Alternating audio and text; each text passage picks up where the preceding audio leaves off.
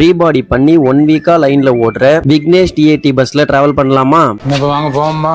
Hello guys, தேனில இருந்து மதுரை வரைக்கும் bus travel பண்ண போறேன். இந்த விக்னேஷ் டிஏடி பஸ்ல வெளியில ஒரு வீடியோ, உள்ள ஒரு வீடியோ எடுத்துக்கிட்டு ஒரு விண்டோ சீட்டா பார்த்து உட்காந்து பஸ்ல போட்டிருந்த வீடியோஸ் அங்க பாத்துக்கிட்டு இருந்தேன். 11:35க்கு தேனி புது பஸ் ஸ்டாண்ட்ல இருந்து பஸ் எடுத்துட்டாங்க.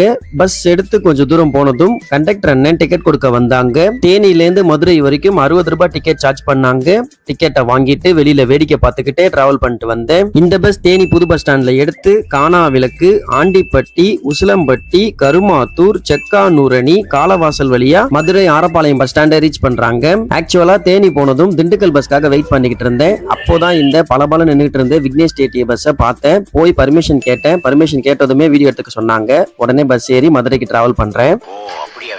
1:10க்கு மதுரை ஆரப்பாளையம் பஸ் ஸ்டாண்டை ரீச் பண்ணிட்டாங்க. என்ன சேஃபா கூட்டிட்டு வந்த டிரைவர் அண்ணனுக்கும் கண்டக்டர் அண்ணனுக்கும் ஒரு தேங்க்ஸ் சொல்லிட்டு அங்கிருந்து கிளம்பிட்டேன். வீடியோ அவ்வளவுதாங்க. வீடியோவை லைக் பண்ணிட்டு சேனலை சப்ஸ்கிரைப் பண்ணிக்கோங்க. அப்புறம் இது வெறும் டிராவல் இல்லைங்க.